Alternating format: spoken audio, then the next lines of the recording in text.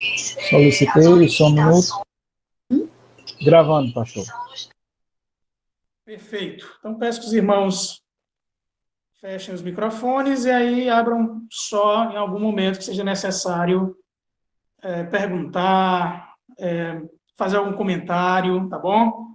Os irmãos podem interromper a qualquer momento, tá bom? Só não interrompam por qualquer motivo. Mas se tiver algo para falar, para acrescentar, alguma dúvida, pode perguntar em qualquer momento. Mas vamos abrir as nossas Bíblias, primeiramente, na carta do apóstolo Paulo aos Efésios.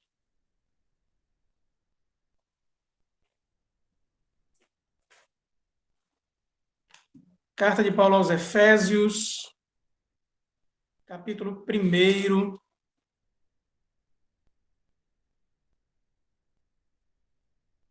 Carta de Paulo aos Efésios, capítulo 1.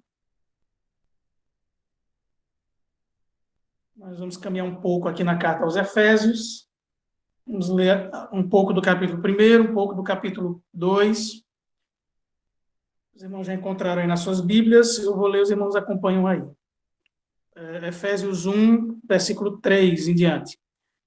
Bendito Deus e Pai de nosso Senhor Jesus Cristo, que nos tem abençoado com toda sorte de bênção espiritual nas regiões celestiais em Cristo, assim como nos escolheu nele antes da fundação do mundo, para sermos santos e irrepreensíveis perante ele. E em amor nos predestinou para ele, para a adoção de filhos, por meio de Jesus Cristo, segundo o beneplácito de sua vontade, para louvor da glória de sua graça, que ele nos concedeu gratuitamente no amado, no qual temos a redenção pelo seu sangue, a remissão dos pecados, segundo a riqueza da sua graça, que Deus derramou abundantemente sobre nós em toda a sabedoria e prudência, desvendando-nos o mistério da sua vontade, segundo o seu beneplácito que propuser em Cristo, de fazer convergir nele, na dispensação da plenitude dos tempos, todas as coisas, tanto as do céu como as da terra. Nele, digo, no qual fomos também feitos herança, predestinados segundo o propósito daquele que faz todas as coisas, conforme o conselho da sua vontade, a fim de sermos para louvor da sua glória, nós, os que de antemão esperamos em Cristo, em quem também vós, depois que ouvistes a palavra da verdade, o evangelho da vossa salvação, tendo nele também crido, fostes selados com o Santo Espírito da promessa, o qual é o penhor da nossa herança, até o resgate da sua propriedade, em louvor da sua glória. Agora dá um saltinho aí para o capítulo 2, versículo 1 em diante, que diz assim também: Ele vos deu vida, estando vós mortos nos vossos delitos e pecados, nos quais andastes outrora, segundo o curso deste mundo, segundo o príncipe da potestade do ar, do espírito que agora atua nos filhos da desobediência, entre os quais também todos nós andamos outrora, segundo as inclinações da nossa carne, fazendo a vontade da carne e dos pensamentos, e éramos, por natureza, filhos da ira, como também os demais. Mas Deus, sendo rico em misericórdia, por causa do grande amor com que nos amou, e estando nós mortos em nossos delitos, nos deu vida juntamente com Cristo. Pela graça sois salvos. E juntamente com ele nos ressuscitou e nos fez assentar nos lugares celestiais em Cristo Jesus, para mostrar nos séculos vindouros a suprema riqueza da sua graça, em bondade para conosco em Cristo Jesus. Porque pela graça sois salvos mediante a fé, e isto não vem de vós, é dom de Deus, não de obras, para que ninguém se glorie. Pois somos feitura dele, criados em Cristo Jesus para boas obras, as quais Deus de antemão preparou para que andássemos nelas. Amém. Os irmãos perceberam que a ênfase nesses 2 primeiros capítulos da carta aos Efésios é a palavra graça. Eu fiz questão de dar uma ênfase quando eu lia a palavra graça, e ela aparece abundantemente nesses 2 primeiros capítulos. E quando a gente fala de os 5 pontos do calvinismo, superficialmente, alguns irmãos que entendem o calvinismo superficialmente e, portanto, não entendem o calvinismo, pensam que esses 5 pontos, eles são o calvinismo. Isso não é verdade. Os 5 pontos do calvinismo, eles são chamados de as antigas doutrinas da graça. Então, um elemento importantíssimo da soteriologia, que é o estudo da salvação, dentro desse estudo maior, que está dentro de um estudo ainda maior, que é a cristologia. Então, um elemento da soteriologia se chama a doutrina da graça. Então, 5 pontos do calvinismo é um resumo, uma condensação da teologia de Calvino e dos reformadores acerca desse elemento da soteriologia chamado graça, tá bom? Então, são as antigas doutrinas da graça. Então, isso de longe passa sequer perto de esgotar o calvinismo, tá bom? Para entender que o calvinismo ele é muito mais abrangente, como a gente já falou em temas anteriores, como a questão da perspectiva política, social, a maneira como Calvino e os calvinistas posteriores eles entendiam a cosmovisão cristã abrangente em toda a realidade da criação, tá? Um desses elementos é a maneira como Deus lida com pecadores no sentido salvífico, que é, então, pela sua graça. Tá bom? Mas qual é a origem desses chamados 5 pontos do calvinismo, ou mais famosamente a tulip, né? A tulipa dos reformados? Bom, Calvino foi o nosso principal reformador, nós consideramos assim, pela sua obra, principalmente pelo seu trabalho das Institutas da Religião Cristã, que é um dos documentos mais importantes da Reforma Protestante. Então, depois da morte de João Calvino, alguns teólogos eles já estavam debaixo da influência do humanismo acadêmico. Para os irmãos terem uma ideia, Calvino publicou as famosas 95 teses, né, lá na Catedral de Wittenberg, mas antes disso ele tinha publicado 2 teses convocando o mundo acadêmico, o meio acadêmico, pela influência do humanismo de Erasmo. Lutero, isso. Eu quis dizer Lutero, perdão.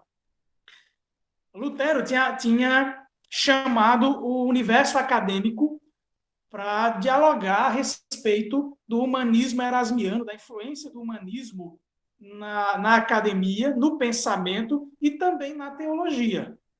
Tá? Então, não era estranho, na verdade, era muito popular o humanismo de Erasmo, e quando Calvino morre, a reforma ela já tem ganhado um espectro interessante na Europa, mas, junto com a teologia reformada, que estava se expandindo, alcançando várias regiões da Europa, ela entrava em conflito com o humanismo em várias ocasiões, em vários lugares, em vários aspectos, no mundo acadêmico, mas também dentro do mundo eclesiástico.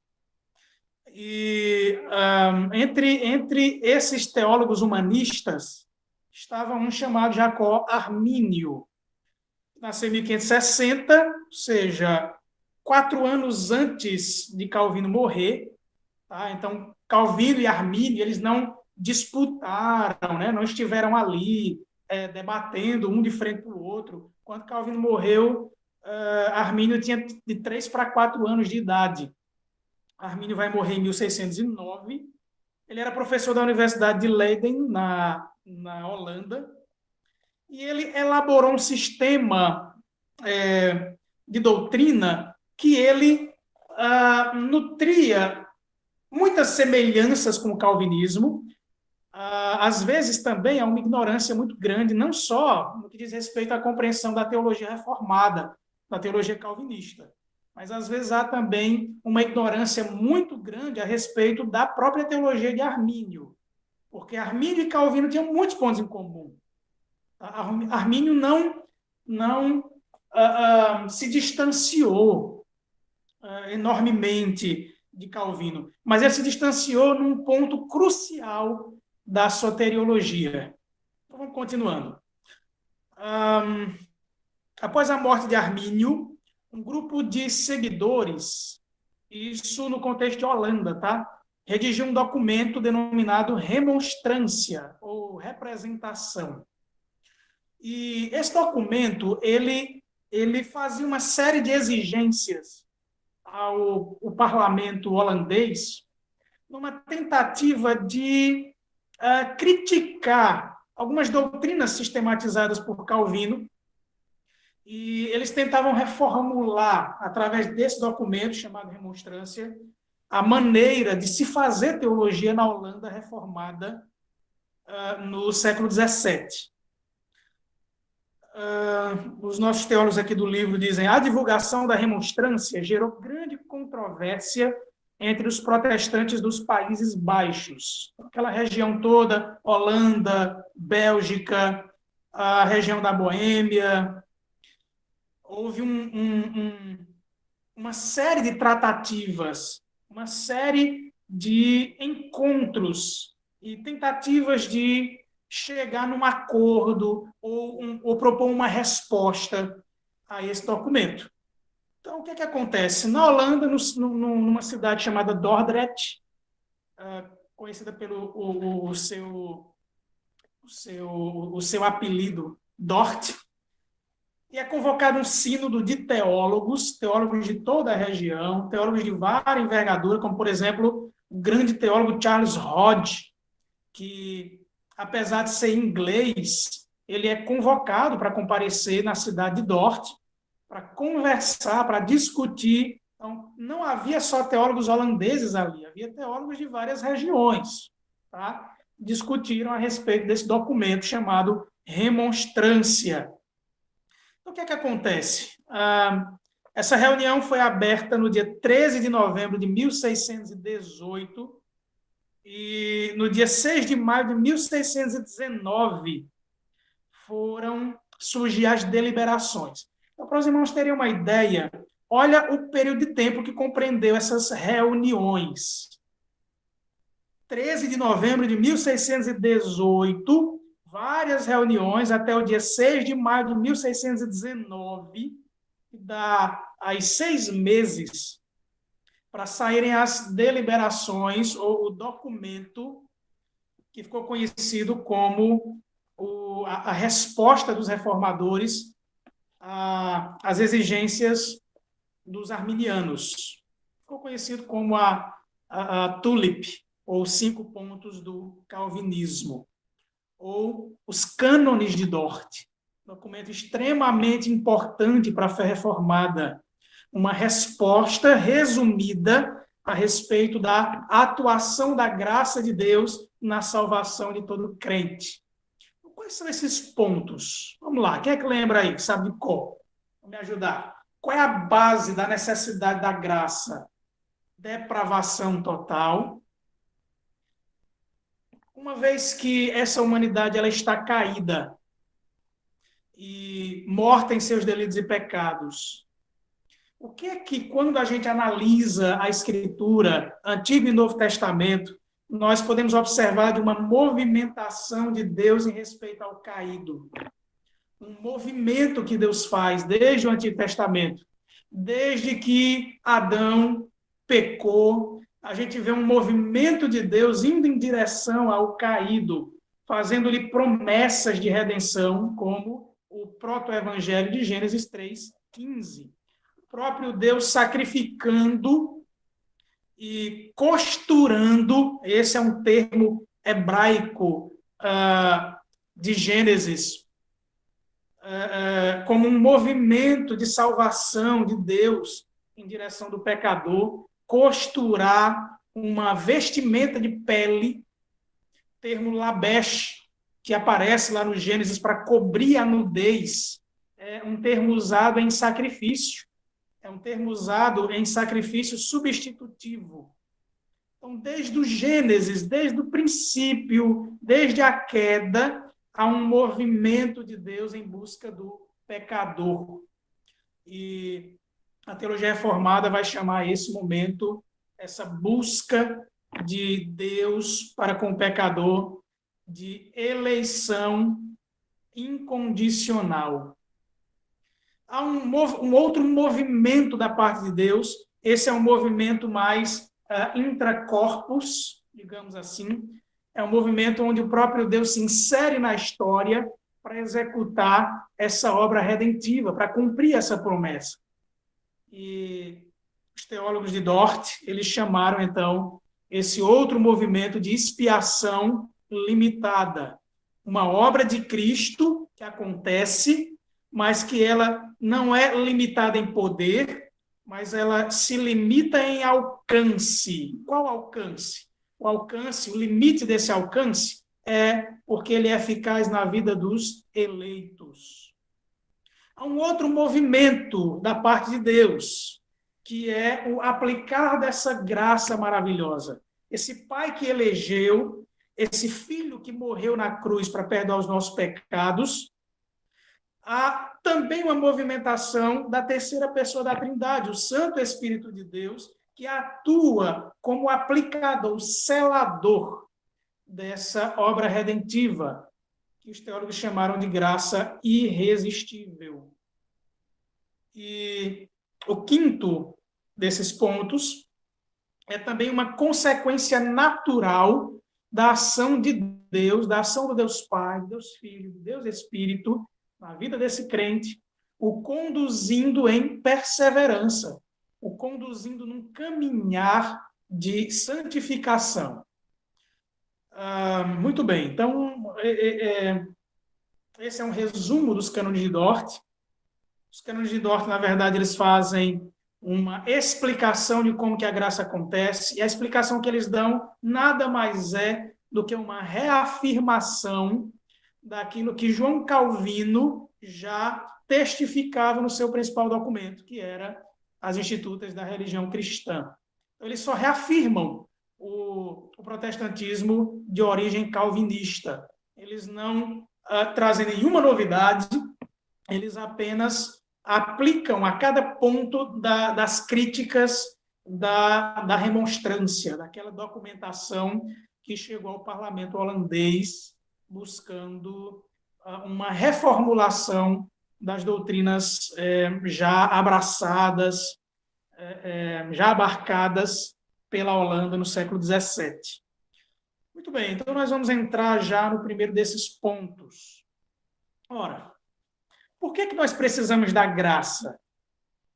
Por que um indivíduo precisa ser salvo?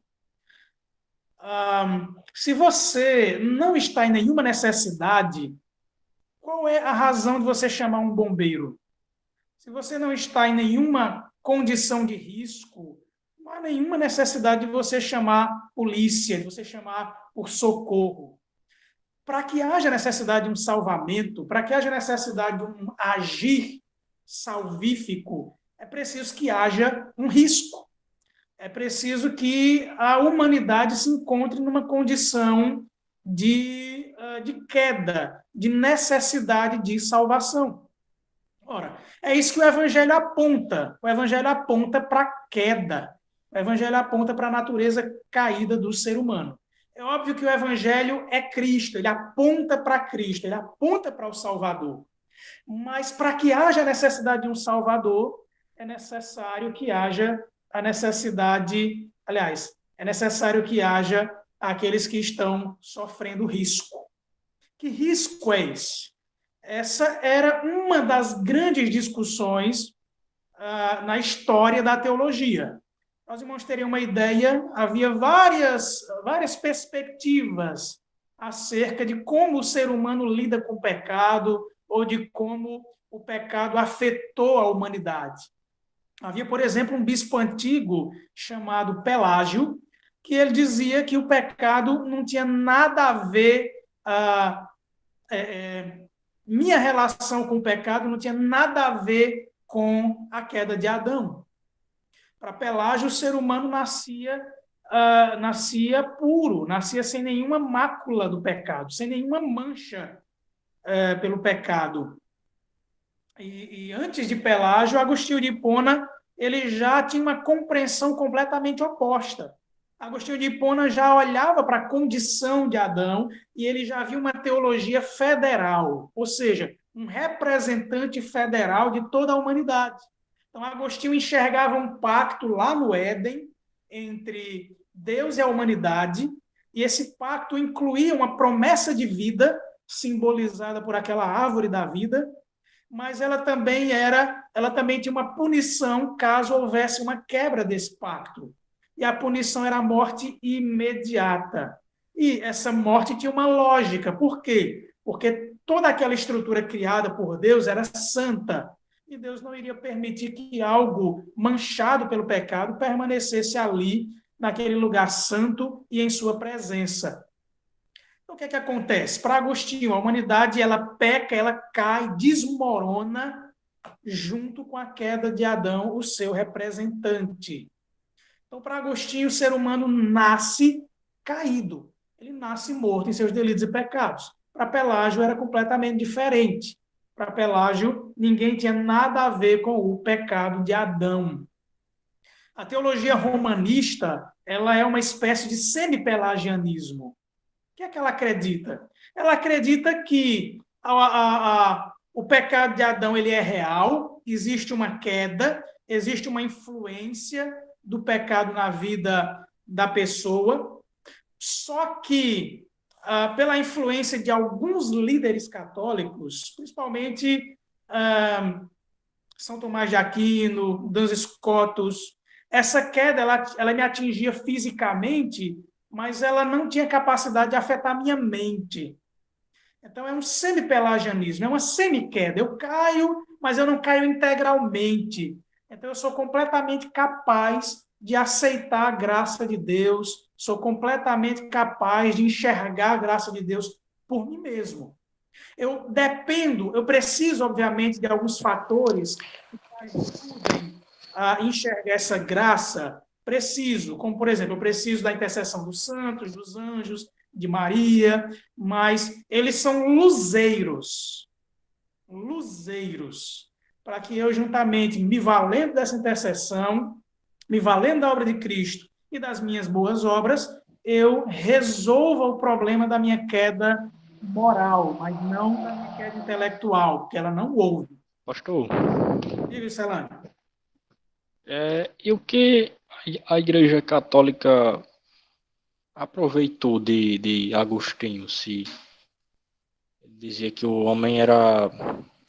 Como foi que você disse mesmo? Que o homem é caído, mas ele é caído em parte. Sim, Agostinho. Pronto. O que aproveitou de Agostinho foi o conceito de queda. Tá? O conceito de queda. Que a Igreja... O conceito da necessidade de uma redenção. Por exemplo, para Pelágio, não era necessário uma obra de Cristo. O ser humano nasce limpo e ele pode permanecer limpo o resto da sua vida. Isso na cabeça de Pelágio. Para o catolicismo romano, não. O ser humano peca, ele é pecador. Ele herda a queda de Adão. Só que essa queda de Adão não afeta o intelecto do indivíduo. Ele é capaz de raciocinar, de refletir acerca da obra de Cristo, ele é capaz de fazer suas penitências, ele é capaz de se valer do luzeiro, que são santos, que é Maria. Está entendendo? Mas sobre o que Agostinho falava, como que a Igreja Católica conseguiu apoiar, né, o que ele falou, sendo que era meio que controverso ao que a Igreja pregava? Como que ela manteve? Que o homem era totalmente caído, né, e tal. Ela lidou, com o passar dos anos, um distanciamento do pensamento de Agostinho. Tá? Então, ela manteve partes do pensamento de Agostinho, mas ela rompeu com a maior parte dele. Ignorou outra parte? Então. Sem dúvidas. Inclusive, monges agostinianos ignoravam muito da teologia de Agostinho. Entendi. Lutero era um monge agostiniano. E ele também ignorava muito da teologia de Agostinho. Certo? Até que ele vai estudar a carta aos Romanos, e aí ele cai na real. E ele entende que ele não pode abraçar por partes a teologia de Agostinho. Ele tem que abraçar tudo. Porque Agostinho... Pois é. Certo? Então, continuando. Mário está dizendo aqui, Agostinho mencionava a questão da predestinação e o catolicismo nem cita, é isso aí. Então, a grande omissão da teologia de Agostinho é aproveitamento de muito pouco. Ok. Então, a queda é a base para a necessidade da graça. Tá? Mas como que a queda afetou a humanidade? Essa é uma questão importante, que foi enormemente debatida no passado e também debatida no período da Reforma Protestante. Os protestantes, os calvinistas, eles entendiam o seguinte, eu vou citar o Sino de Dort aqui a respeito da depravação total. Eu estou lendo aqui o Sino de Dort. Ele diz assim, no princípio, o homem foi criado à imagem de Deus, foi adornado em seu entendimento com o verdadeiro e salutar conhecimento de Deus e de todas as coisas espirituais. Sua vontade e seu coração eram retos, todos os seus afetos puros. Portanto, era o homem completamente santo. Mas, desviando-se de Deus, sob instigação do diabo, e pela sua vontade, ele se privou desses dons excelentes. Em lugar disso, trouxe sobre si cegueira, trevas terríveis, leviano e perverso juízo em seu entendimento, malícia, rebeldia e dureza em sua vontade e em seu coração, e ainda impureza em todos os seus afetos. Depois da queda, o homem corrompido gerou filhos corrompidos. Então, a corrupção, de acordo com o justo julgamento de Deus, passou de Adão até todos os seus descendentes, com exceção de Cristo somente. Portanto, todos os homens são concebidos em pecado e nascem como filhos da ira, incapazes de qualquer ação que os salve, inclinados para o mal, mortos no pecado e escravos do pecado. Sem a graça do Espírito Santo regenerador, não desejam, nem tampouco podem retornar a Deus, corrigir sua natureza corrompida, ou ao menos estar dispostos a essa correção. Então, quando os teólogos de Dort, eles estavam analisando a queda, eles analisavam a partir da Escritura, obviamente, a Escritura era, e ainda é, a única regra de fé e prática da teologia reformada. Eles enxergavam, então, que a queda, ela acabou com o ser humano em todos os sentidos, em todos os níveis. Acabou com a sua vontade, acabou com seus desejos, acabou com as suas práticas. Tudo que ele faz é pecaminoso. Mas é pior que isso. Não só tudo que ele faz é pecaminoso, mas ele não tem nenhum interesse nas coisas de Deus. É por isso que a Escritura vai chamar, vai afirmar que o ser humano pecador, ele está na condição de morto. Qual é a condição de um morto? Alguém aqui já assistiu um filme no cinema com um morto? Alguém já estava no cinema comendo pipoca e do lado tinha um morto, você chegou, boa noite, bom, seu defunto, como é que está lá no cemitério? Não, a gente não faz isso. Por quê? Porque morto ele não tem ação, ele não tem sentidos. Então, o que a Escritura afirma acerca da humanidade pós-queda é que a humanidade ela teve o seu coração que antes era inclinado para Deus e para a santidade, ele agora foi desviado e está completamente inclinado para o pecado. Então, o ser humano ele continua exercendo vontades, mas sua vontade é completamente manchada, maculada e inclinada para o pecado. É isso que a depravação total quer dizer. Isso não quer dizer que todo ser humano ele vai chegar ao nível máximo de depravação. Mas isso quer dizer que tudo nesse ser humano está morto para o que diz respeito a Deus e sua graça. Esse ser humano ele não consegue, por si mesmo, olhar para Deus, olhar para a sua lei, reconhecer sua pecaminosidade, reconhecer por si só sua condição miserável diante de Deus, e ele, por si só, dizer, não, eu realmente reconheço o meu pecado, reconheço que existe um Deus santo, Reconheço que Cristo veio morrer na cruz para perdoar os meus pecados. Reconheço que, fora disso, tudo que eu vou encontrar é condenação, é inferno. Não, o ser humano caído ele não pode reconhecer essas coisas, porque o seu coração está inclinado desviadamente para o pecado. Então, aquele coração de Adão, inclinado para Deus, naquilo que a teologia reformada vai chamar de mandato espiritual, isso é muito importante para a gente entender.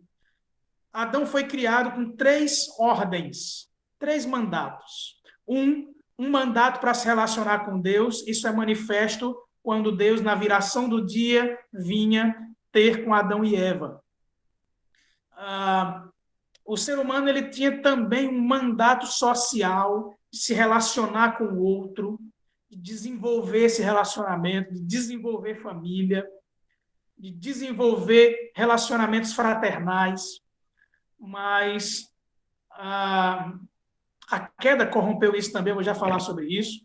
E o ser humano nasceu também com uma outra ordem, um outro mandato, que é o de desenvolver a natureza, de desenvolver a realidade criada à sua volta. Então, Deus criou tudo, encheu tudo que ele criou de potencial e colocou a humanidade lá para que essa humanidade, à sua imagem e semelhança, governe para Deus essa criação.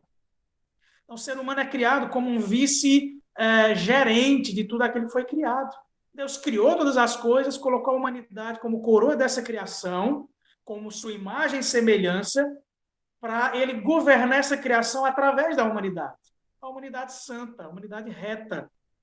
Mas o que acontece é que a humanidade, quando peca, ela quebra seu relacionamento com Deus, o mandato espiritual, o relacionamento que antes era marcado por santidade, era marcado por adoração, era marcado por aquela comunhão em que Deus, na viração do dia, vinha para ter esse momento de comunhão e culto com Adão e Eva, marcado ali pelo dia sagrado. Mas eles quebraram e essa relação agora passou a ser manchada pela desobediência. Então, a relação reta com Deus é transformada agora numa relação rebelde contra Deus. E a queda no sentido do mandato social, do desenvolver o relacionamento com o outro, o relacionamento horizontal. Sabe aquela poesia que Adão faz para Eva, quando Deus faz Eva, né, do seu lado, e Eva está ali agora, e ele diz, essa é osso dos meus ossos, carne da minha carne, aquela relação poética, romântica, amorosa. Depois da queda, o que é que acontece? Quando Deus chama Adão e cobra explicações para o que está acontecendo, a resposta de Adão é, a mulher que tu me destes. Então, Adão, ele não apenas acusa a mulher com aquela relação que antes era amorosa, poética, ela agora é omissa, é uma relação agora acusatória, mas, em última instância, ele também manifesta a quebra do seu relacionamento com Deus quando ele diz que a mulher foi a mulher que Deus deu. A culpa última é de Deus, que deu aquela mulher para Adão. Então, Adão que antes diz, eu quero uma mulher, eu estou solitário, e Deus dá essa mulher, obviamente fazia parte dos propósitos de Deus, mas quando essa mulher vem e Adão se omite e ela cai, ele joga a culpa na mulher e, em última instância, em Deus. E a quebra do mandato cultural, né? O ser humano já morreu espiritualmente, a gente já mostrou como, a relação agora é rebelde, já morreu no seu relacionamento horizontal com o outro, agora a relação é de acusação, a relação agora é marcada pela troca de acusações, de farpas, de violência. Mas a humanidade também morreu na sua responsabilidade de cultivar o jardim, no seu relacionamento com a natureza criada, com aquela relação que antes era amigável, que a humanidade plantava, investia na terra e a terra dava de volta, retornava tudo aquilo que tinha sido investido para a humanidade. Agora a humanidade não ia mais colher com facilidade. Ele ia plantar e ele não ia receber aquilo que ele tinha plantado. Ele ia plantar, mas ele não ia colher tudo aquilo que ele investiu. Então, o relacionamento do ser humano com a natureza criada é um relacionamento agora quebrado, truncado, morto. Então, quando a Bíblia fala de depravação total, ela está falando que em todos os níveis de relacionamento, relacionamento com Deus, relacionamento com o outro e relacionamento com toda a criação, ou seja, tudo que diz respeito à vida humana, religião, relacionamentos e vida na Terra, a coabitação na Terra, tudo isso foi quebrado. Tudo isso está manchado, marcado pelo pecado. Então, a humanidade morreu de fato na queda. Adão morreu de fato. Tanto que quando alguém questionava Agostinho, quando alguém insistia que ele não podia levar a um patamar tão sério a queda de Adão, ele perguntava da seguinte maneira, ele dizia assim, então, se nós não estamos caídos, como Adão caiu, por que nós não nascemos no Éden? Por que nós não temos mais o mesmo relacionamento narrado na Escritura que Adão tinha com Deus? Por que a gente não tem mais o relacionamento que Adão tinha com a sua esposa antes da queda? Por que a gente não tinha mais a relação que Adão tinha com a criação antes da queda? Por que a relação que antes era harmônica, Adão ali cuidando dos animais, dando nome aos animais, plantando e colhendo com facilidade? Por que não é mais assim? Por que quando a Bíblia disse que a humanidade ia cair mesmo, ia morrer se ela desobedecesse a Deus, e hoje a gente vê em todas as instâncias, em todos os níveis, as consequências dessa queda, onde nós todos fazemos parte e compartilhamos da culpa e das consequências? Por quê? Essa é uma pergunta interessante. Essa é uma Pastor, pergunta... Ô, Gerismar. esse questionamento de Agostinho é muito interessante, porque ele comprova por A mais B a culpa do ser humano. Porque ele estabelece a seguinte premissa: se o ser humano é bom em algum aspecto, então Deus estaria sendo injusto ao nos deixar sofrer. Porque o sofrimento seria um ato de injustiça de Deus. É curioso que quando você estabelece o homem como alguém bom, automaticamente você está estabelecendo Deus como alguém injusto. Porque o ser humano ele é coberto de sofrimento. Por que uma criança morre ainda no ventre da mãe? Se ela é boa por natureza, então seria injusto Deus fazer isso. Isso só é justo se o pecado já está na nossa natureza desde antes de nós nascermos. O sofrimento ele só é justo se o pecado faz parte da nossa natureza antes mesmo de nós nascermos. Do contrário, nós estaríamos dizendo que Deus é injusto. Muito bom insight, Arismar. Exatamente isso. Esse é um questionamento que muitos céticos fazem, muitos céticos questionam a existência de Deus por causa do problema do mal, que é um problema que a gente vai tratar depois. Mas aquele questionamento, né, se Deus é bom, se Deus é justo, se Deus existe, ele é bom e ele é justo, por que ele permite que pessoas boas sofram? A premissa é errada, né? Porque primeiro não tem essa pessoa boa, conforme a Escritura. Então, a pergunta deveria ser, se nós somos maus, por que Deus ainda permite que a gente ainda desfrute de coisas boas aqui nesse mundo? Esse deveria ser o caminho. Na verdade, esse é o caminho, é a lógica da teologia reformada. Se o ser humano é tão mau, por que ainda tem coisas boas? E ainda mais, por que ainda tem salvação? E a resposta é por causa da graça de Deus. Então, perceba como a teologia reformada, ela aponta para a graça de Deus, para a glória de Deus, para a soberania de Deus. Deus é o agente da salvação. Ele é quem recebe toda a glória pela salvação e por tudo de bom que ainda é permanente na criação, mesmo após a queda. Diga, Juscelano.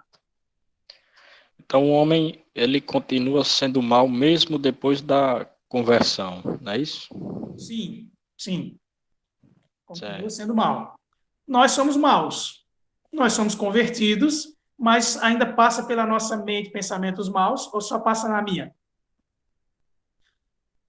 Esses pensamentos, muitas vezes, ela governa nossos desejos, nossos sentimentos. Às vezes a gente pensa como ímpio, deseja coisas de ímpio, e a consequência é que a gente pratica coisas de ímpio.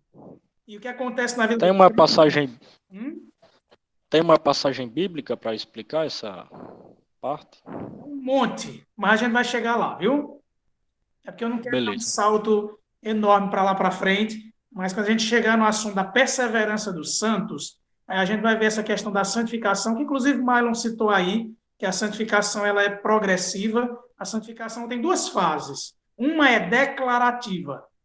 A obra de Cristo aconteceu, ela nos redime, e para Deus, a bondade de Jesus recai sobre nós. Então, para Deus, em termos escatológicos, nós já somos bons. Porém, é aquilo que a teologia reformada chama de já, mas ainda não. Já somos bons em Cristo numa realidade escatológica, na plenitude que ainda vem. Mas até chegar lá, existe outro elemento da santificação, que é a santificação progressiva. Que aí é a gente fazendo uso dos meios de graça, da oração, da leitura da palavra, do congregar, de todos os meios diligentes para a gente ir crescendo e lutando contra o pecado.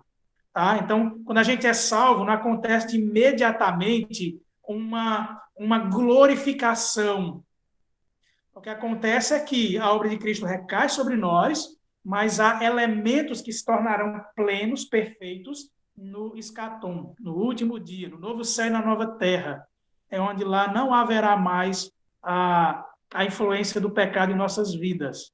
Quando a gente for falar sobre perseverança e santificação, a gente vai ver como são os três aspectos em que Cristo nos salva, tá certo? Mas aguarda um pouquinho aí, essa sua pergunta é interessante. Se a passagem na Escritura, muitas, mas vamos devagarinho, a gente chega lá, para a gente não perder o fio da meada, porque são muitos assuntos relacionados, e aí se a gente ficar escapando de um para o outro, a gente foge daquilo que a gente quer falar hoje. Muito bem, então vamos para mais porções da Escritura acerca da depravação total. Eu vou pedir a participação de vocês para a gente ganhar tempo. Eu vou citar alguns textos bíblicos e aí vou pedindo a alguns irmãos para abrirem as suas Bíblias e lerem. Bom, então, primeiro desses textos, eu vou pedir para o presbítero Jarismar ler o Salmo 14, versículos 1 a 3. Vou pedir para o Juscelândio ler o Salmo 53, versículos 1 a 3 também. Pastor, cortou quando o senhor falou o capítulo. Salmo Cortou. 14. Salmo 14, Salmo 14, versículo 1 a 3. e o versículo 1 a 3. Versículo 1 até o versículo 3. Jarismar travou aí. Juscelândio, Meu mesmo? Salmo 53, do verso 1 ao 3 também. Abinadab, Salmo 5, 9. Igor está aí? Igor, Salmo 140, versículo 3. Estou sim, pastor, sim, senhor. Pronto. Então tem mais um monte aí que eu gostaria de ler, mas vamos por enquanto para esses. Então vamos lá na ordem que eu passei, que eu pedi. Primeiro Jarismar, Juscelândio, depois Igor. certo. Diz o insensato no seu coração: não há Deus. Corrompem-se e praticam a abominação. Já não há quem faça o bem. Do céu olha o Senhor para os filhos dos homens, para ver se há quem entenda, se há quem busque a Deus. Todos se extraviaram e juntamente se corromperam. Não há quem faça o bem, não há nenhum sequer. Obrigado, presbítero. Agora é o Juscelândio, Salmo 53, versículos 1 ao 3.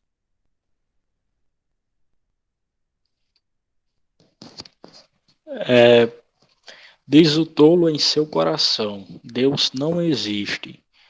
Corromperam-se e cometeram injustiças detestáveis.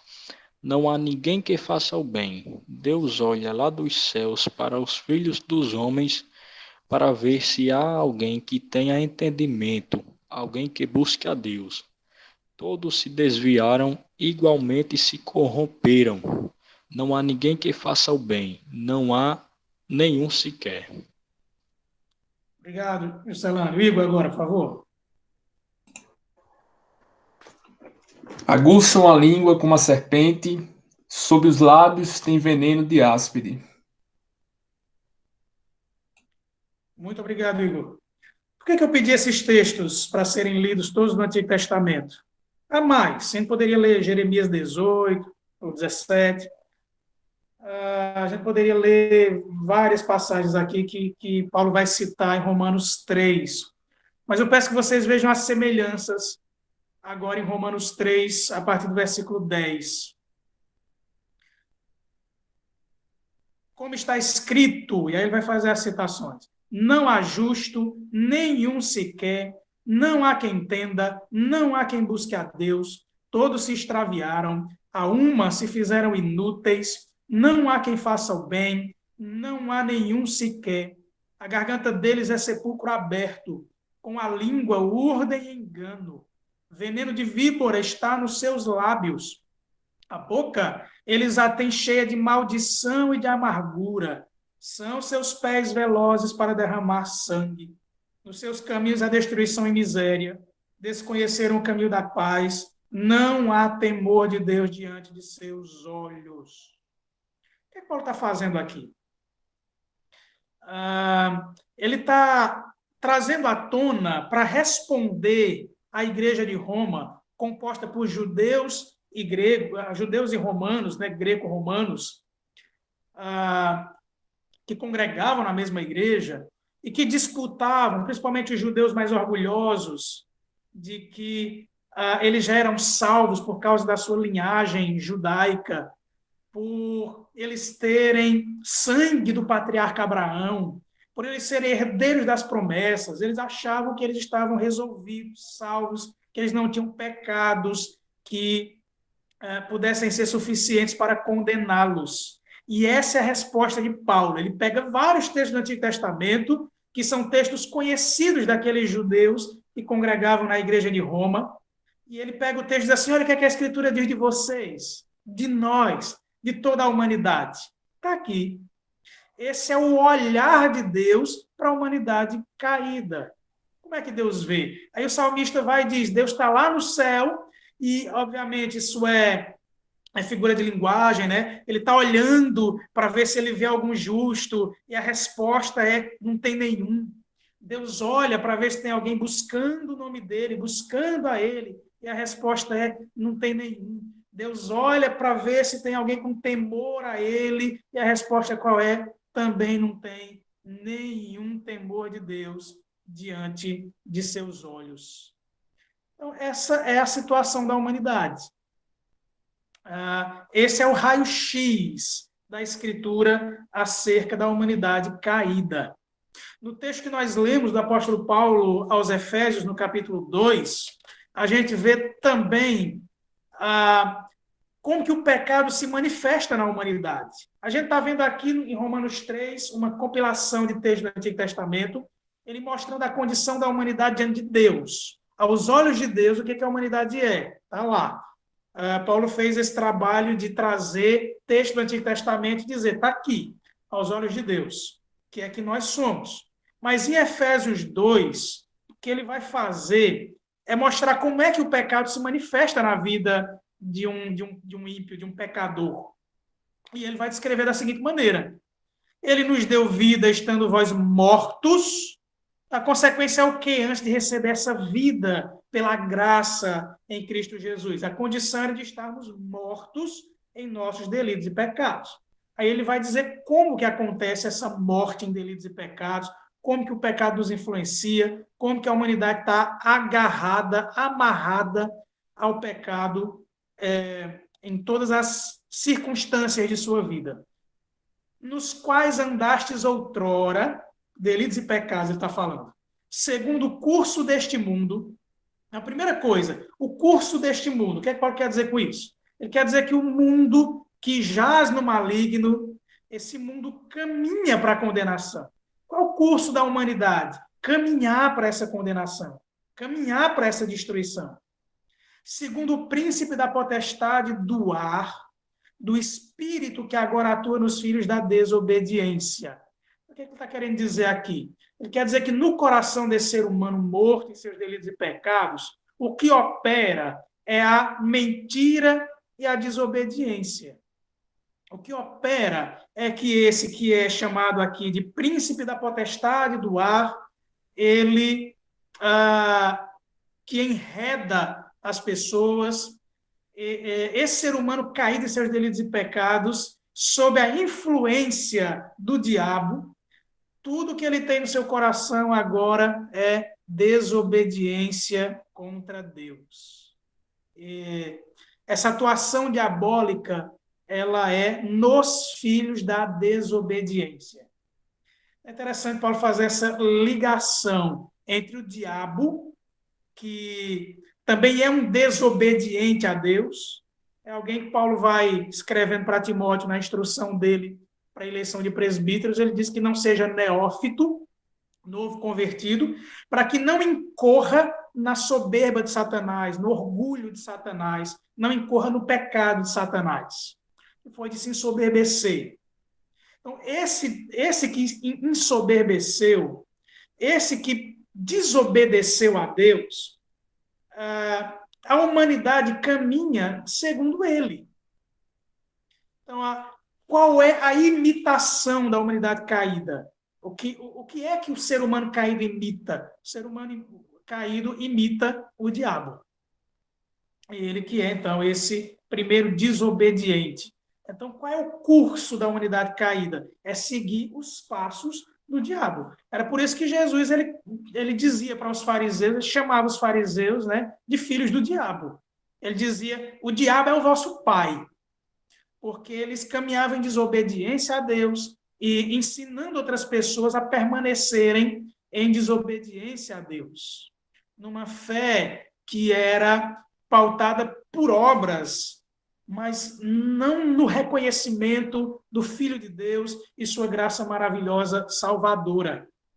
E era o que levava as pessoas a rejeitarem Jesus. Jesus chama esses de filhos do diabo. Aí Paulo continua, entre os quais também todos nós andamos outrora. Então, olha a abrangência. Todos nós andamos outrora. Então, primeiro ele olha para os gentios da igreja de Éfeso, que haviam se convertido. Dizem, olha, ele deu vida a vocês quando vocês estavam mortos em seus delitos e pecados, quando vocês andavam debaixo de toda a influência do diabo, mas aí ele diz para os judeus, se incluindo, entre os quais também todos nós também andamos. Todos nós andamos outrora, judeus e gentios, segundo as inclinações da nossa carne. Então, perceba, existe uma influência externa, que Paulo descreve aqui, que é a atuação do diabo na vida do ser humano pecador. Existe a influência do diabo. Mas Paulo vai falar que existe um problema ainda maior. E esse problema ainda maior é um problema interno. O problema do ser humano não é um conflito com o diabo. O problema do ser humano é uma corrupção interna.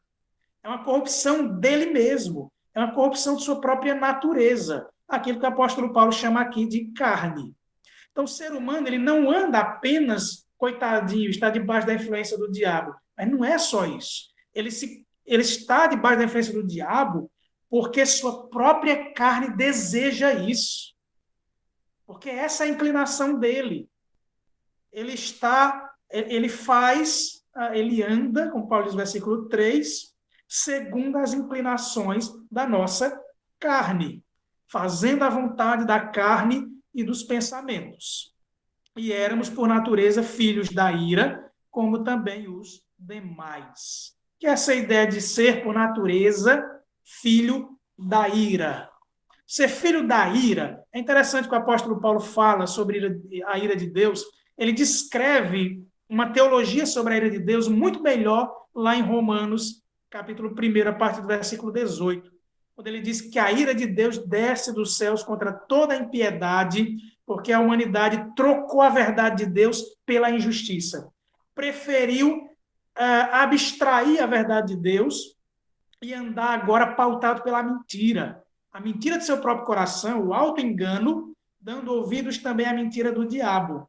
E Paulo vai dizer, então, que Deus entregou essa humanidade às suas próprias paixões para serem castigados pela ira de Deus. Então, quando Paulo diz que nós éramos, por natureza, filhos da ira, o que ele quer dizer é que o destino da humanidade caída, por natureza, e aqui natureza é a ideia de nascimento mesmo, é aquilo que você é. Você não consegue Pastor, deixar de ser humano. Diga, Juscelane. e para depois da conversão, tem citações dizendo também que o homem é mau e etc. Tem, homem. Tem. Vamos lá, para tirar sua dúvida, você está apressado? Vá lá para Sim, vá lá para Gálatas 5.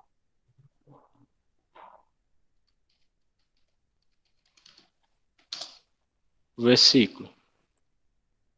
Bote aí, sobre Gálatas 5. Peraí, deixa eu achar aqui, que estou com uma posição ruim aqui. 16, 17.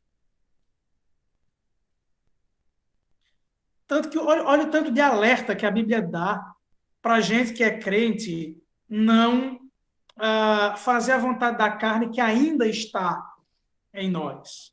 Olha o que é que ele diz. Digo, porém, versículo 16. Digo, porém, andai no Espírito e jamais satisfareis a concupiscência da carne. Porque a carne milita contra o Espírito e o Espírito contra a carne. Porque são opostos entre si, para que não façais o que porventura seja do vosso querer. O que é que Paulo está dizendo aqui? Que quando a gente se converte, Deus cria um dilema em nosso coração. Que dilema é esse? Uma velha natureza, natural, né, de natureza, que já faz parte do que nós somos, mas ele coloca em nós o seu espírito. Então há um conflito entre a velha natureza e a nova natureza. Isso é a ideia de santificação progressiva. É a gente fazer uso diligente de todos os meios que Deus nos dá pela sua graça, e isso é para convertidos, de mortificar a carne da velha natureza para que a nova natureza sobressaia. Tá? Mas eu posso dizer que o homem é bom?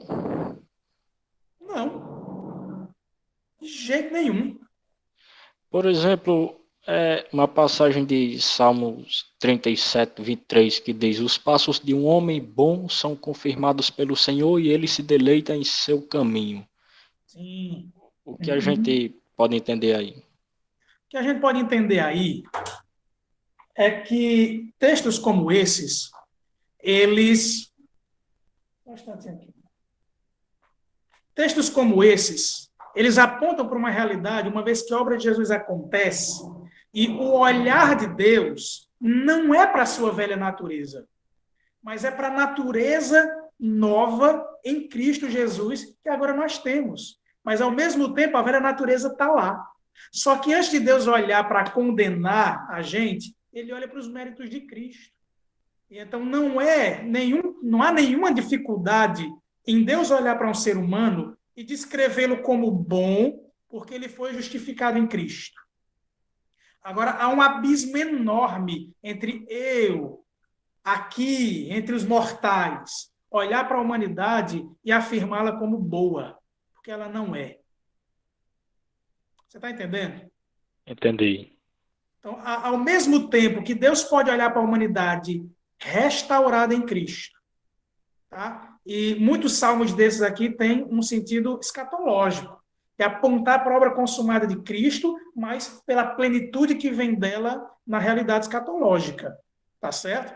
Outra coisa é a gente aqui, nesse mundo caído, olhar para a humanidade e dizer que ela é boa.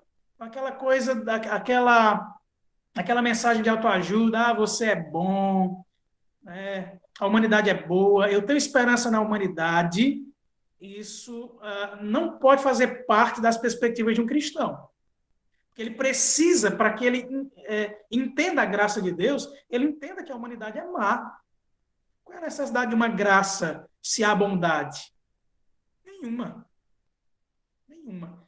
Então, aqui, o que nós temos que o apóstolo Paulo fala em Gálatas 5 é que é um conflito direto, um dilema direto nas nossas vidas. A velha natureza está aqui de um lado, que quer se levantar o tempo todo, e a nova natureza que nós temos em Cristo, no poder do Espírito, fazendo uso de todos os meios para o nosso crescimento e santificação. Aí a gente vai lutar contra essa velha natureza má. E pela graça de Deus, perseverar. Tá? Mas a velha Pastor, natureza está lá. Então me diga uma coisa, embora seja possível, imagine isso, seja possível você ser declarado bom aqui nesse mundo. Aí me diga uma coisa, quantos minutos você acha que você vai ficar sem pecar?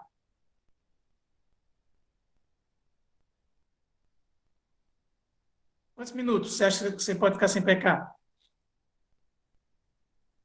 você pode repetir a Quantos pergunta? minutos você acha que você pode ficar sem pecar? Que um ser humano pode ficar sem pecar? Nenhum. Então, qual é a bondade nisso? Quem foi o único ser humano que pisou aqui nessa terra e que obedeceu ao Pai em absolutamente tudo? Pois é. Jesus. Pastor, só uma dúvida. É, o, os arminianos têm esse mesmo ponto de vista? Arminianos de verdade, sim, de que a humanidade é má. Arminianos de verdade, eles Ok. entendem que a humanidade é má, que ela é caída. Não há diferença entre a queda da humanidade em Calvino e em Armínio. Para Calvino e Armínio, a humanidade caiu, ela está depravada e ela necessita da graça de Cristo. Só que para Armínio tem uma diferença. Deus aplica uma graça que é chamada de graça preveniente.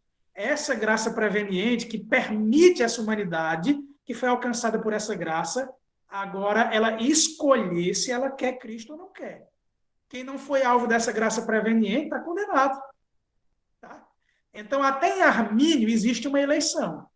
Deus elege pessoas para ele derramar a graça preveniente. E agora cabe a esse ser humano fazer uso de sua vontade, uma vez que agora sua vontade está inclinada para a graça, cabe a esse ser humano agora aceitar ou não a obra redentora de Cristo para a sua salvação. Tá? Então, em Calvino e em Armínio tem o conceito de queda, em Calvino e Armínio tem conceito de eleição. Tá? A diferença é que para Calvino, toda ação graciosa ela é uma ação de Deus. É Deus quem age. E para Armínio, há um elemento aí do uso da vontade humana em aceitar ou não a graça de Cristo. Agora, isso é se ele foi alcançado por essa graça preveniente. Tá bom? Se ele não foi, ele vai ser condenado. Não tem jeito, ele não tem nem oportunidade. Tá? Então, continuando aqui. Eu queria ler João 3. Interessante isso que Jesus fala em João 3, a partir do versículo 16. Às vezes a gente só lembra do versículo 16, né? E o Senhor Jesus diz, porque Deus amou ao mundo de tal maneira que deu seu Filho unigênito para que todo o que nele crê não pereça, mas tenha a vida eterna. Porque Deus enviou seu Filho ao mundo não para que julgasse o mundo, mas para que o mundo fosse salvo por ele. Isso ele está falando da primeira vinda. Quem nele crê não é julgado. O que não crê já está julgado, porquanto não crê no nome do unigênito Filho de Deus. O julgamento é este, que a luz veio ao mundo e os homens amaram mais as trevas do que a luz, porque as suas obras eram más. Pois todo aquele que pratica o mal aborrece a luz e não se chega para a luz, a fim de não serem arguídas suas obras. Quem pratica a verdade aproxima-se da luz, a fim que suas obras sejam manifestas. E aqui vem a chave. Porque feitas em Deus. E aqui está a diferença entre aquele que foi alcançado pela graça de Deus e aquele que não. O que foi alcançado pela graça de Deus, ele tem suas obras aceitas porque elas são feitas em Deus. O que é que Jesus quer dizer com isso? Ele quer dizer que as obras que um crente, que um justificado faz, não são obras que ele faz por si mesmo, mas pela própria inclinação agora refeita, por causa da obra redentora de Cristo, por causa da obra do Espírito Santo, inclinando esse ser humano de novo para olhar para Deus e para que realize obras que glorifiquem e dignifiquem a Deus. O outro lado é aquele ser humano que é um religioso, não foi alcançado pela graça de Deus, coisa nenhuma, mas ele é um religioso, só que ele busca um monte de mecanismos para se relacionar com Deus. E, em resumo, esses mecanismos, eles se condicionam numa coisa, aquilo de bom que eu faço. Então, olha as premissas diferentes. Então, a premissa do religioso ímpio é que ele pode construir o passo a passo através de suas obras para se chegar a Deus. Ele é aquele que pode chegar diante do juiz, na cabeça dele, diante de Deus, e dizer, Senhor, eu propus 10 caminhos para que eu chegasse aqui e tivesse a minha salvação. E existe aquele que tem suas obras feitas em Deus, que é o quê? Aquele que vai chegar e dizer, Senhor, eu posso ser salvo por ti, sim, mas pelas obras feitas por outro, pelas obras feitas por Cristo, por aquilo que Cristo fez e não por aquilo que eu fiz. Então, as obras do crente são obras que exaltam a Deus, que reconhecem a graça de Deus, que reconhecem que elas só são possíveis porque Deus agiu salvadoramente. Essa é a grande diferença. Certo, Celânio? Ok, meus irmãos. A gente já bateu o nosso horário de 1 hora e a gente não andou nem na metade do assunto de depravação total. Elismar está citando um texto aí, Isaías 26, 12. Eu vou ler para todos, fica aí no chat, mas a gente vai ler esse texto, um texto muito interessante, para a gente fazer a conclusão. E, obviamente, se os irmãos também quiserem falar alguma coisa. Texto Isaías 26, 12. Senhor, concede-nos a paz, porque todas as nossas obras tu as fazes por nós. Muito bom. É isso aí. Eu queria concluir com outro texto de Jeremias agora. Aí para Jeremias 17.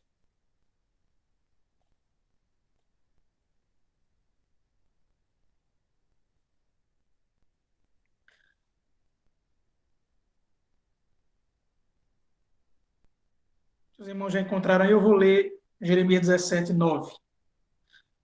Enganoso é o coração, mais do que todas as coisas. E aqui Jeremias está falando da natureza humana caída. Ele está olhando lá para Adão. E desesperadamente corrupto. Quem o conhecerá?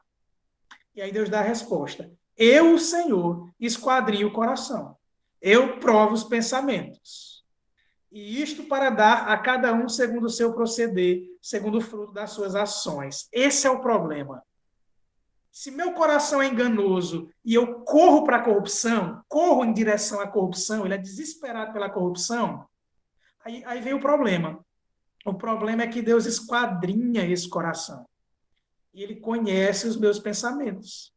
Então, ele sabe os meus pensamentos impuros, ele conhece absolutamente todos os pecados que eu já cometi na minha vida por causa da minha natureza caída. Então, eu sou absolutamente criminoso diante de Deus, porque ele sonda tudo. Se antes ele diz que o coração é desesperadamente corrupto, é enganoso, se é corrupto, é mau, e aí ele diz, eu vejo isso, eu estou vendo isso, e quando ele diz que ele vai dar a cada um segundo o fruto das suas ações, isso é juízo. Alguém poderia ler só o 19 e dizer, tá vendo? Se o meu proceder for bom, eu vou colher frutos bons das minhas ações. Se o meu proceder for mau, eu vou colher frutos maus. Mas o versículo anterior esgota a possibilidade de frutos bons. Esse é o problema. Se eu, de fato, desse frutos bons por mim mesmo, eu ia colher salvação por minhas obras. O problema é que eu não posso dar frutos bons. Por quê? Porque o meu coração é corrupto. Desesperadamente corrupto. E aí o problema lá maior é que Deus sabe. Esse é o problema. E por ele saber, ele diz, eu sei e eu vou dar a paga para você.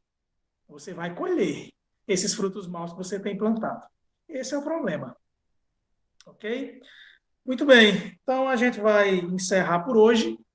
Não conseguimos nem sair do assunto de depravação total, mas eu não estou com pressa nesses pontos, porque é muito importante que a gente entenda como que a graça de Deus se manifesta, como Deus Trino age em nossa salvação, para que a gente perceba como que a nossa salvação é algo projetado por Deus, executado por Deus, para que ele seja completamente seguro, né? Para que a salvação seja completamente segura e eficaz, para que a operação de Cristo em nós ela seja completamente eficaz, tá bom?